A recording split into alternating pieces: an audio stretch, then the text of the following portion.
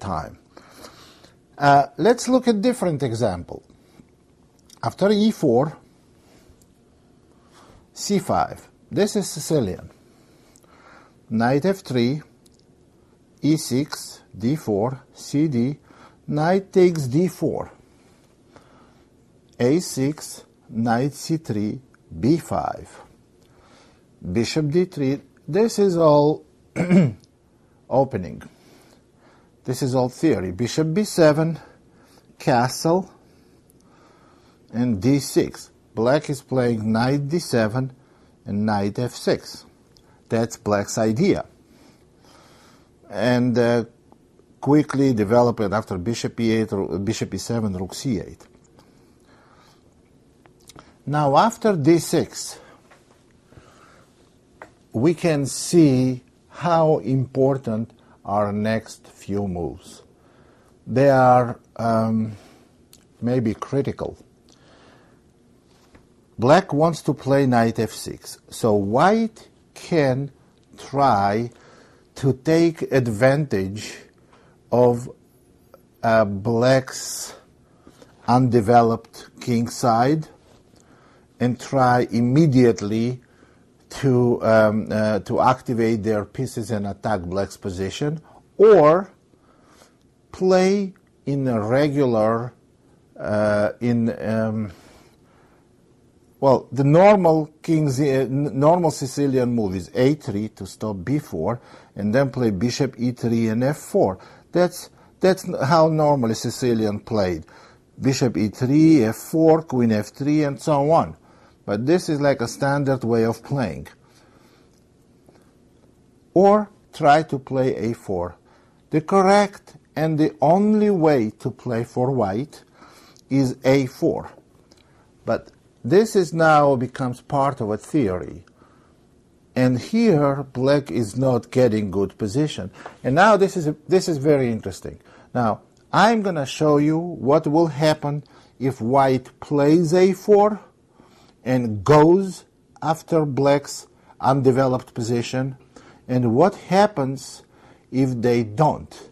If they do that, they get great, very active and very dangerous position, and if they don't, they're going to be in exactly same situation on the wrong side of it. Okay, let's look at the correct move a4. Black must go b4, and now white goes knight a2. You see b4 pawn is hanging. Black does not have to go a5. In fact, a5 is a bad move. After a5, white can play c3, b takes c, knight takes c3, and you see Black's development is again very bad, and plus white is going bishop b5 check next move, and goes bishop e3. It's a real bad position. So what? Obviously a5 is a bad move, so Black does not have to protect b4 pawn yet. They go knight f6. Now it's not a good idea for white to take b4 pawn because Black is going to take the central pawn. So next move is rook e1. White simply protects the e-pawn. Now Black has the problem, b4 pawn, what to do with it. If they play a5, then more or less they're going to face the same problem. c3, b takes c, knight takes c3. Notice that white even can play queen b3, attacking the bishop, which is not so easy to meet. But knight takes c3, bishop to e7, bishop b5 check. Very, very unpleasant position for Black. And again, Black has a chance to defend b4 pawn indirectly without playing a5. what they do is they go bishop e7.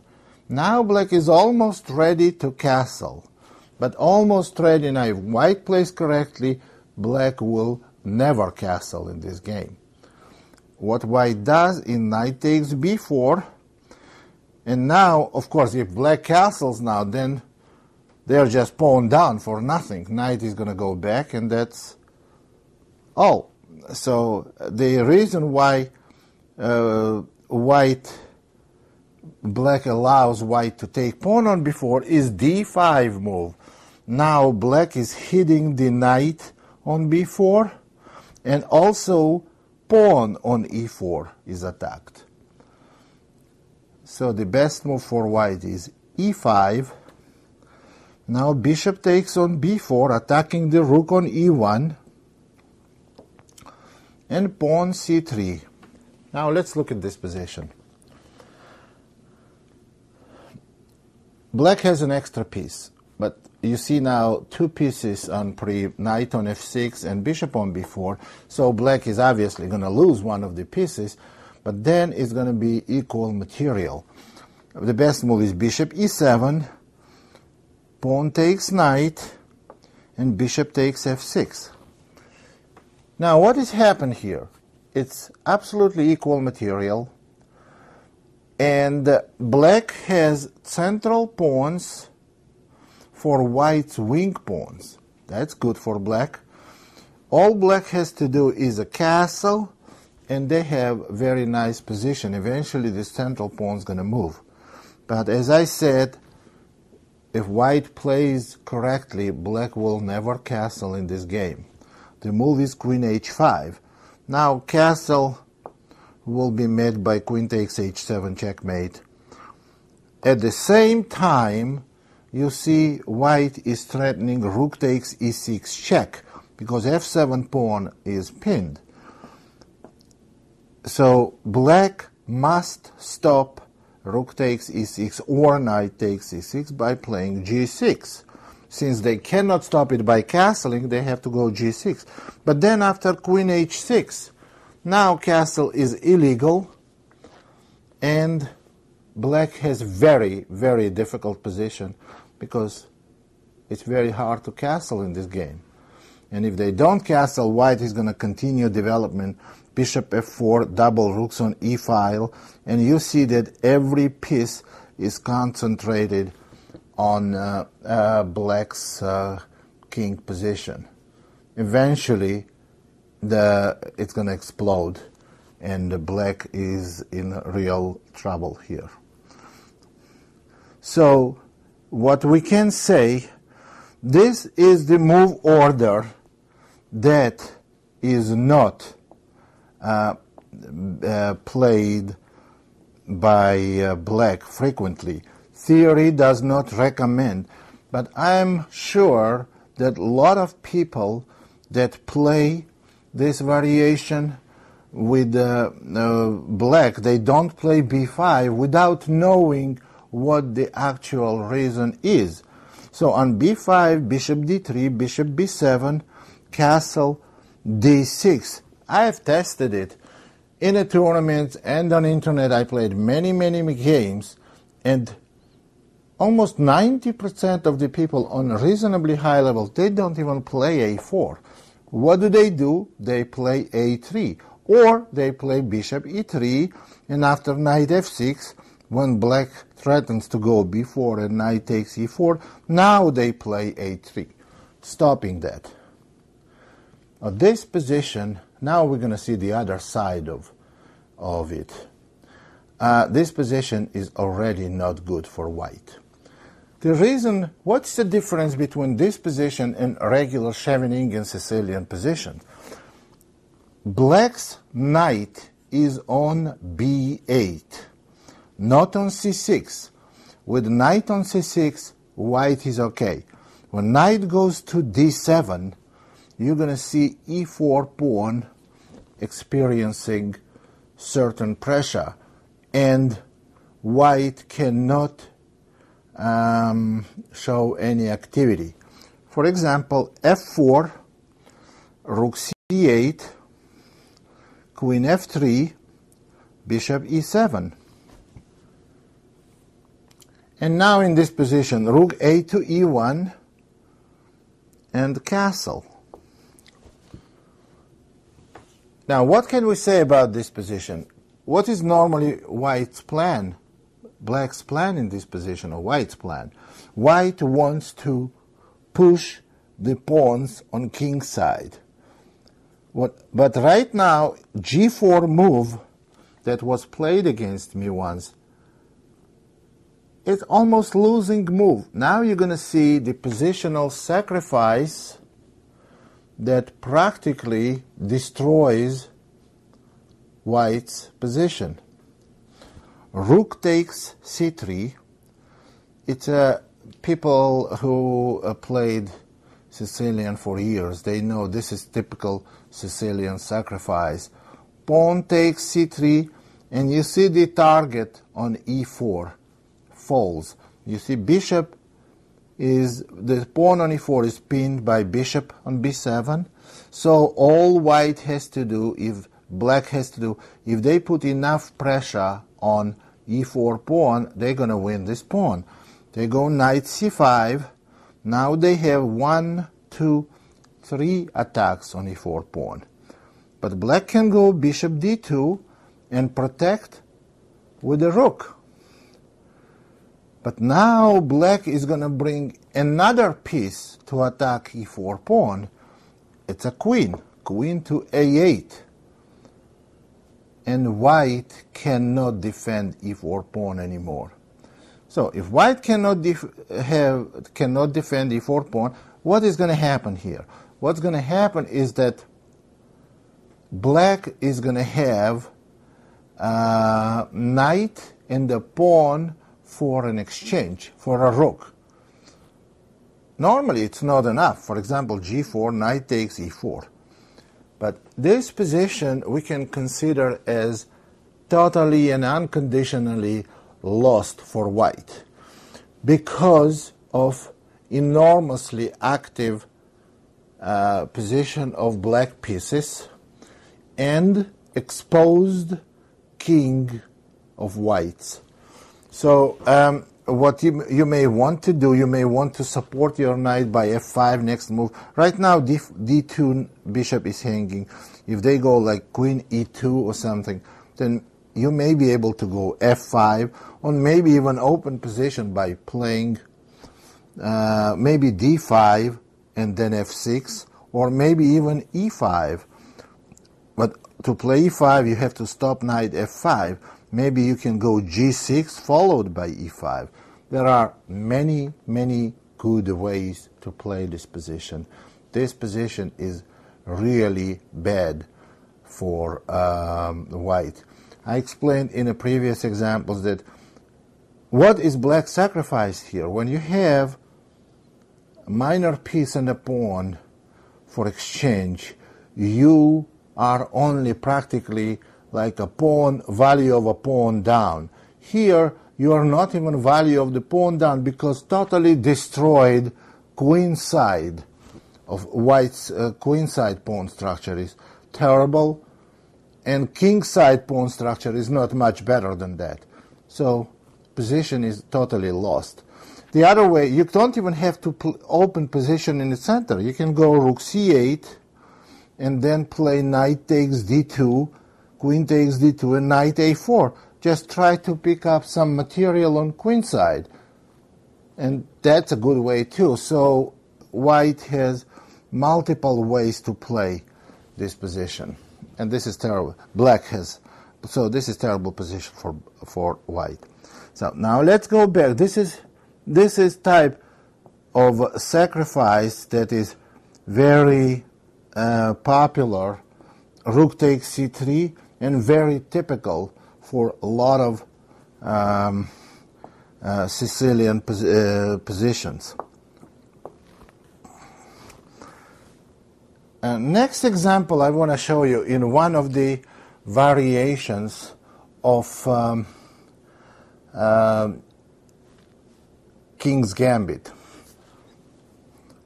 This is also very positional sacrifice with no concrete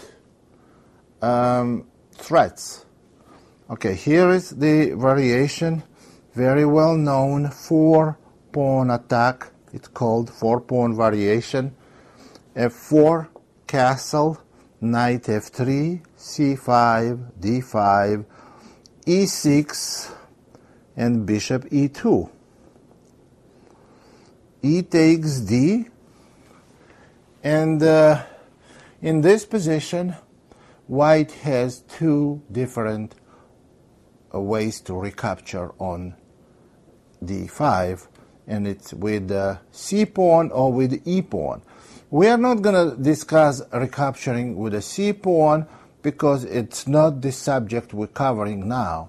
We're covering subject of positional sacrifice. White is okay, black is okay even after CD and rook E8 or bishop G4, but that's not something I want to cover now. I want to cover E takes D, rook E8, castle, and bishop F5. What black wants to do, they want to go just knight E4 and open their bishop and having very good game. Knight to H4.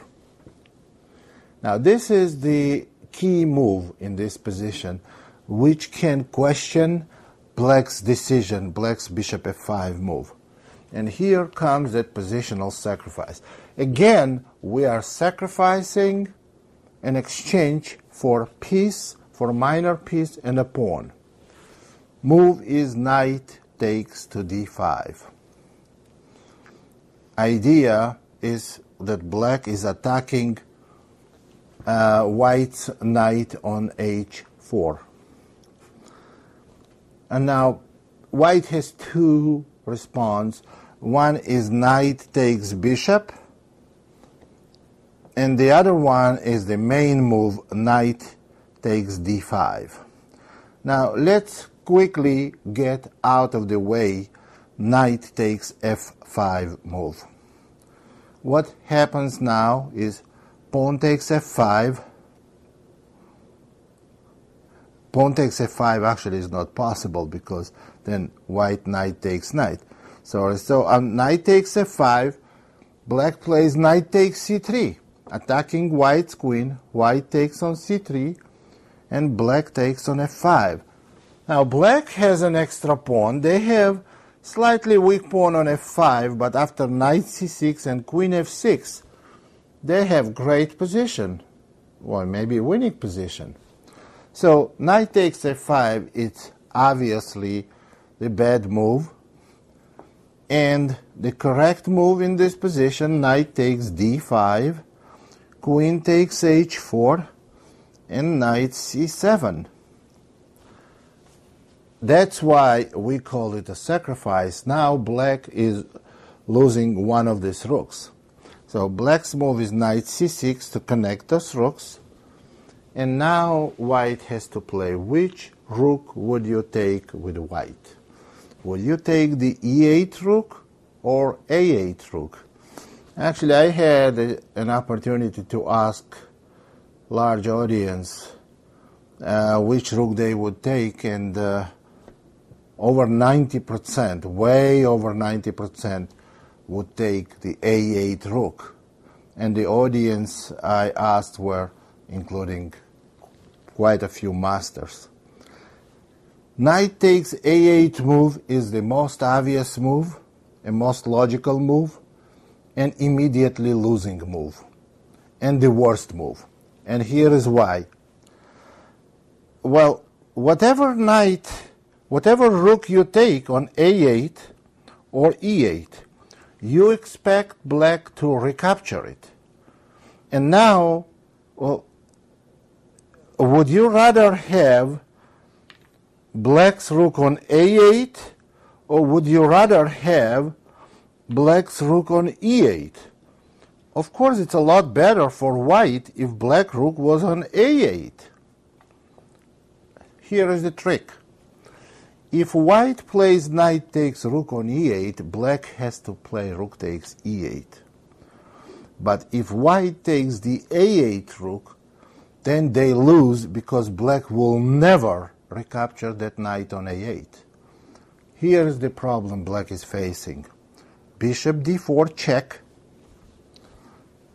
The move is forced, and now black is playing bishop to f2.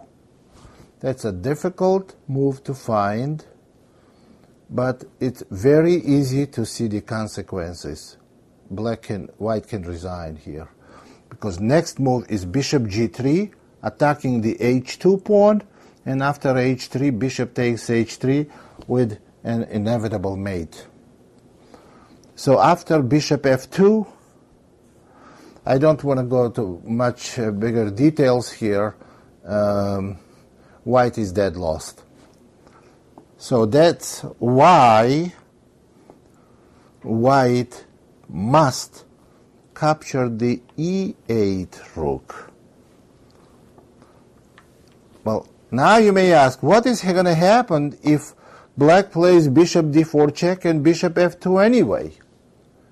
Now that doesn't work, because white has defense that they did not have if white knight was on a8 and black rook was on e8.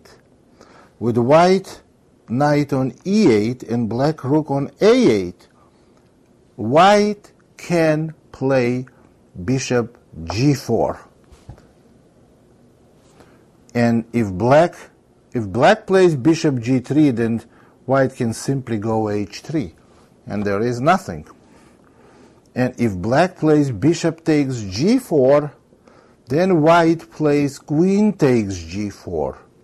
And after queen takes queen, you see this knight on e8 comes alive. And after knight f6 check, game is over. White wins. Well, it's very, very difficult, nearly impossible, to give this check if from a8, because you can easily notice this is impossible move. So that's why white had to take the e8 rook. Now we play rook takes e8, and this is the position that I wanted to talk about. There is no immediate threat against white. Actually, there is. The threat is bishop d4 check and bishop f2. Bishop d4 check and bishop f2. But this, it's easy for white to defend themselves against this threat. So, but what is the problem? The problem is, this is positional sacrifice. Again, we have minor piece and a pawn for rook. And again, I told you the value were about pawns worth of material down, but we have absolutely winning position. We have it because of our activity. Extremely active bishop on f5, active bishop on g7. Bishop can go to d4, knight can go to b4, and we can penetrate to c2 after that with knight. White's f3 bishop is half dead because c4 is closed and cannot go really anywhere. Bishop on c1 is 3/4 dead or more, and position is 4/4 lost for white, so totally lost. So let's look at few variations. Suppose they go g3 and queen h3. We go queen h3, and now we want to go bishop d4. And suppose white plays bishop f3. So what can we get out of this position? What I would like to do, I don't want to put my knight on d4. This is a beautiful position for a knight. But the reason I don't want to put knight on d4, because we have one square for two minor pieces, for the knight on c6 and the bishop on d4. Now if I put the knight on d4, bishop does not have any good square. But if I put the bishop on d4, check, and after king h1 put the knight on b4, you see now bishop is playing and knight is playing. bishop goes to c2, knight goes to c2. It's a deadly threat, actually. Bishop on c2 is another deadly threat. And knight goes to d3. White has every right and every reason to resign. Another move here possible is bishop c2. You see that queen cannot take on c2 because queen takes f1 mate, but on bishop c2, white may go bishop g2, and it's still very good for black. Bishop takes d1, bishop takes h3, and now if nothing else, white can get their exchange back, sacrifice material by go bishop e2, attacking rook, one square for the rook, bishop f2, rook is trapped. But that's not what I would. Actually, rook is trapped, or even bishop f3, just winning its mating in next move. The reason I wouldn't go bishop e2, because if white goes bishop d2, we're going to have an extra pawn only.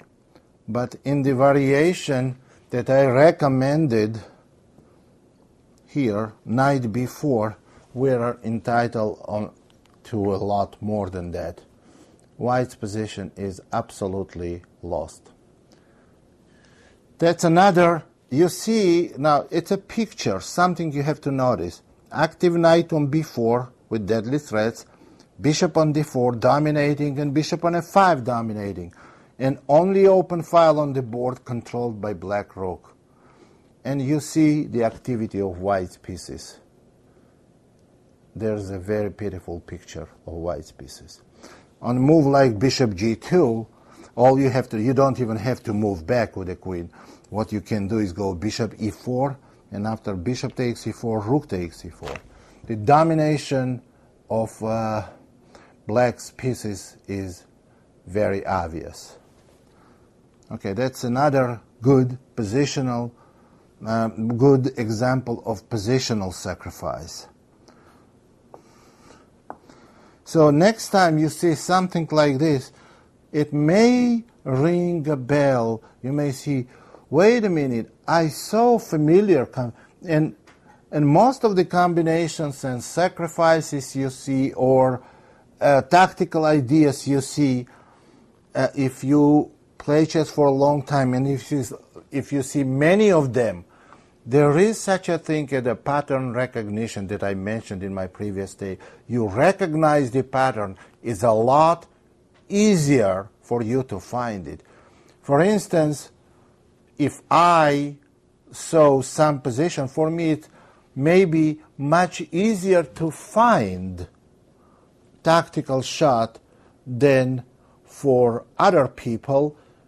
It's not because I'm smarter. I'm not smarter than average person, but because I saw a lot more of them.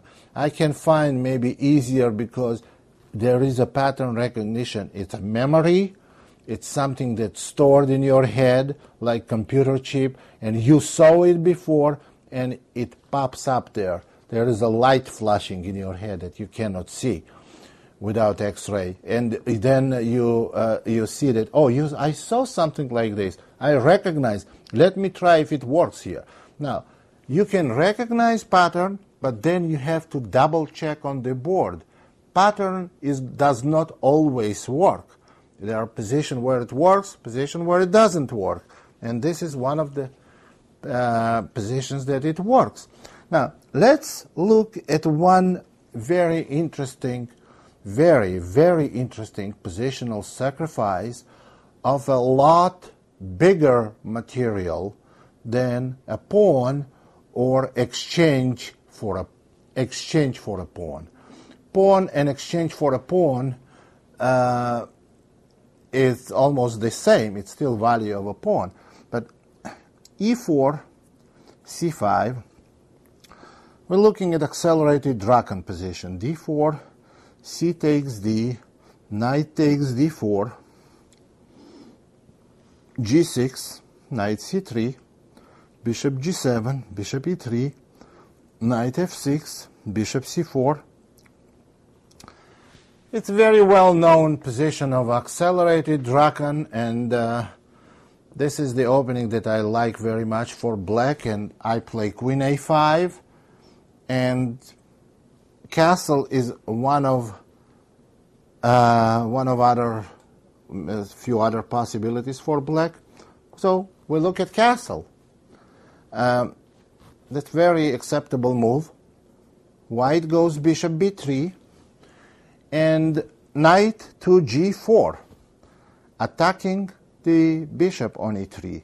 Queen takes g4, knight takes d4. Now, what can we say about this position? Black wants to take the knight on b3, maybe next move, and have two bishops. Also, they want to push the d pawn and attack the queen next move.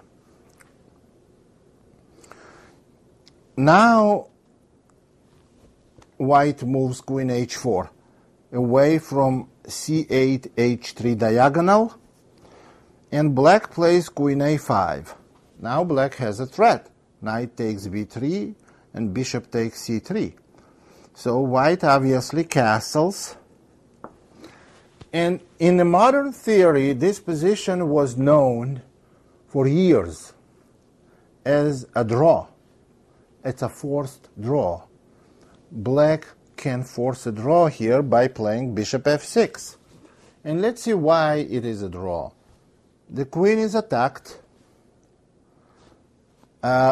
White cannot play bishop g5 because there is a queen on a5 and they're going to lose a piece. So where can queen go?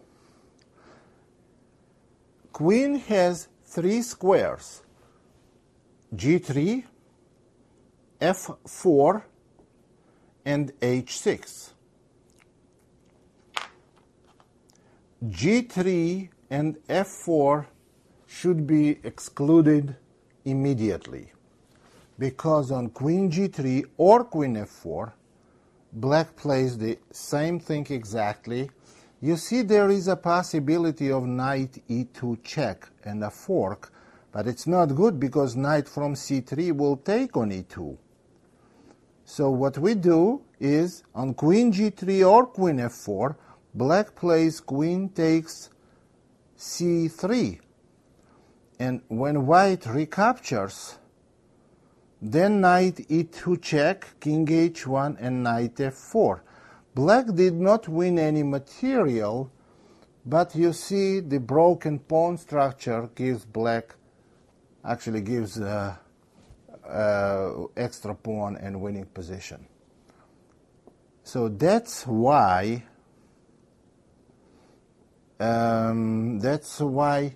white cannot play queen g3 or queen f4. So that leaves only h6 square.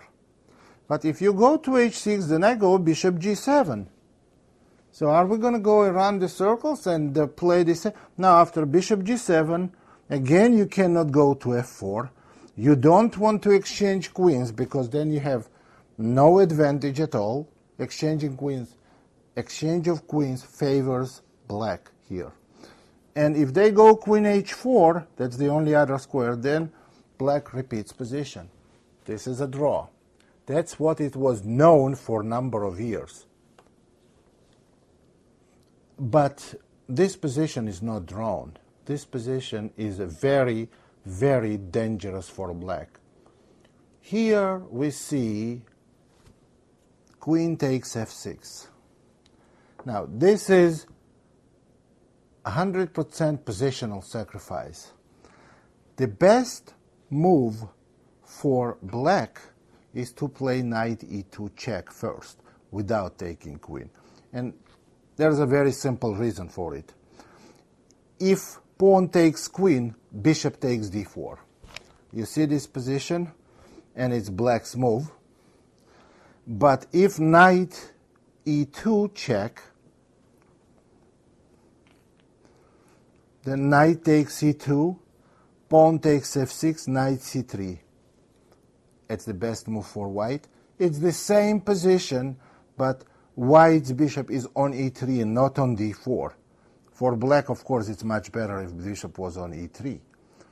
Okay, this position, this is the result of white's sacrifice. White has bishop and a knight for the queen. Now, is this enough? No, that's more than enough. White is almost winning here. And here is why. White has two minor pieces for queen. Two minor pieces are very good for rook, not for queen. Not too many examples you can bring where you see that two minor pieces are very good compensation for a queen, and this is one of them.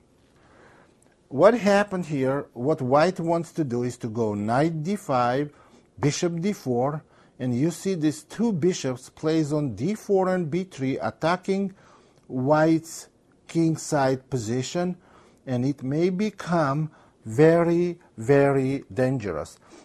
Now, after rook e8, then white plays knight d5. You see there is a threat of knight takes f6 check, rook e6. Now white goes bishop d4, attacking f6 pawn. Black cannot give up the f6 pawn because this is going to be critical.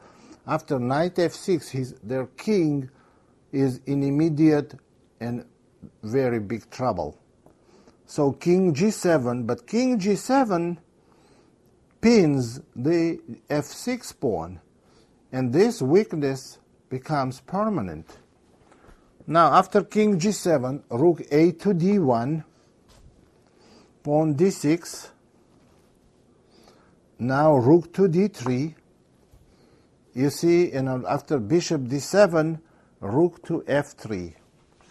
Now, this position is absolutely devastating for black.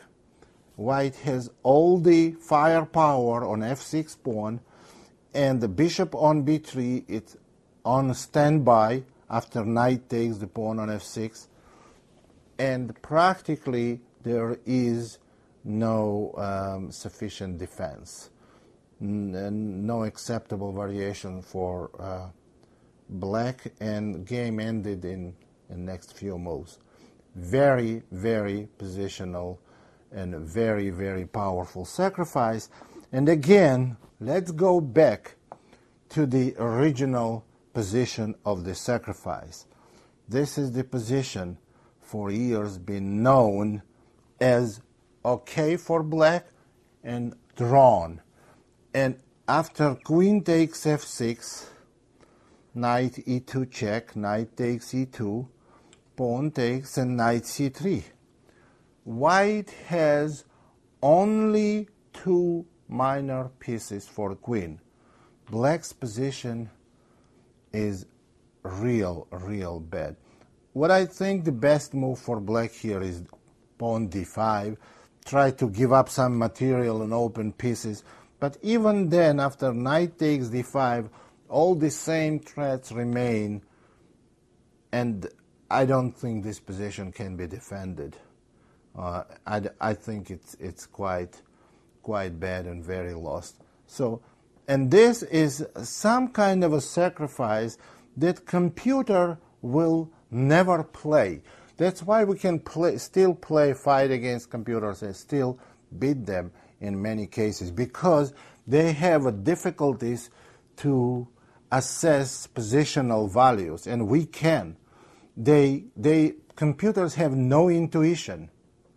We substitute the ability of calculating with intuition. We play queen takes f6, pawn takes f6. Well, if pawn takes f6, game would have ended a lot sooner, because then white has the same position with extra tempo.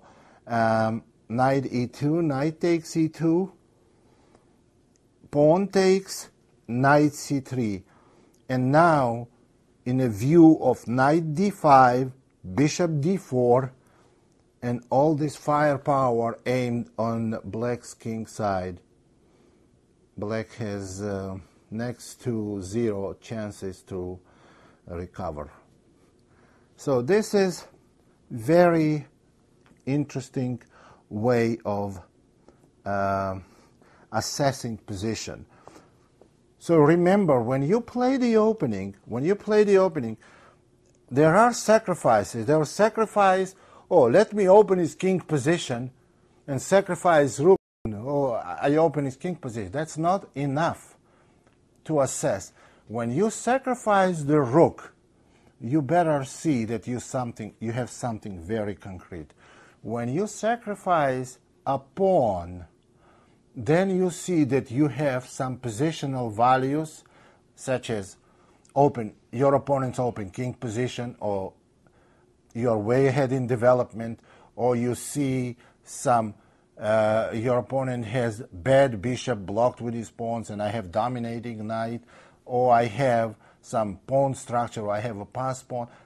There are many, many different values of compensations for sacrificed material. Well, we cannot now learn all of them, but this is like a different chapter. So that's something that is worth taking in consideration when you choose your opening. See, does it reflect your style? If there is a sacrifice, or there is a pawn sacrifice, and the book says it's a very good position, so let me play. Then you go, you play what book recommends, and you lose, because you don't know why book recommends it. What are these values? Why you sacrifice pawn, and why this position is worth this pawn? And you started analyzing. Never trust book. The reason why, it's not because they cannot be trusted, because if you don't trust book, two good things can happen. You don't trust book, you can find something in very rare case that you refuted the book. It's a very rare case. But still, why is not good to trust the book? Because then you try to refute book's evaluation, and then you started analyzing, and you understand why this evaluation was made. Now, then after that, after you spend significant amount of time, you realize that book is right. So now I can trust it, and I know deeply why it is right. Now I can play this opening, and I should expect good results. Thank you very much.